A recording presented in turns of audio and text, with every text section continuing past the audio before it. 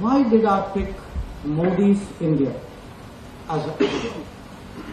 Because I genuinely believe that Modi's India is different from its predecessors.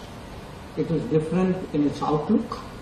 In many ways, you can see, if you look today at the politics of India, at the representation of India, at the thinking, the parlance, the metaphors, the policies. It is in many ways the result of really 75 years of a very deep democracy, whose inclusiveness has really brought forth a leadership and a thought process that is really authentically Indian. The second is that Modi's India is actually a return to a political dispensation that has a majority in parliament.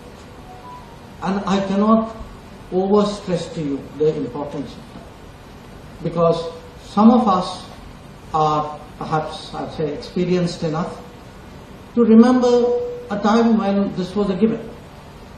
And then we actually, after 1989, from 1989 till 2014, we went through a period really where the idea of a majority rule was not there, and it had enormous consequences on governance, on policy. So this, I say, as a, in a sense, as a non-partisan political science part, that a country like India, if it is to progress, if there have to be the right policies, the vision, the confidence to do all that, it is very important that the government is formed with a decisive mandate from the people. And that is one of the characteristics of Modi's India. And the third, of course, is the leadership, the vision. I think I'm in a university which saw early expressions of that vision. And the ambition. The ambition of making something very much more out of India than we had in the past. In a sense, to realize a potential that at times we ourselves perhaps did not fully understand and appreciate. So when Modi's India becomes a rising power, what does it do? I mean, you would say, okay, we are today the most populous country, we are the 5th largest economy, we are growing, maybe in a few years we'll become the 3rd largest economy. But is that all? I mean, is it automatic? I would suggest to you that that isn't the case.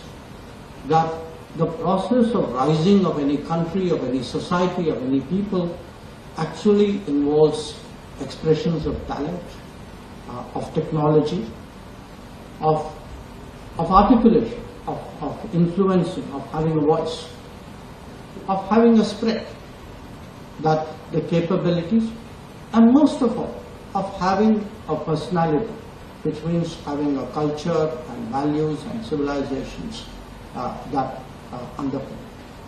So that to me today is actually the landscape that I see as foremost. I see a country today with a vision of where it is going, with an ambition for where it is going, building up capabilities, because without those capabilities, I will come to it later, you know, the process of rising cannot only be by diplomacy. In fact, I am the last block on that chain, that so many other things have to happen if diplomacy is really to deliver, and at the end of the day, a diplomacy of any country is as good as the capabilities of that country. Subscribe to Oneindia channel and never miss an update.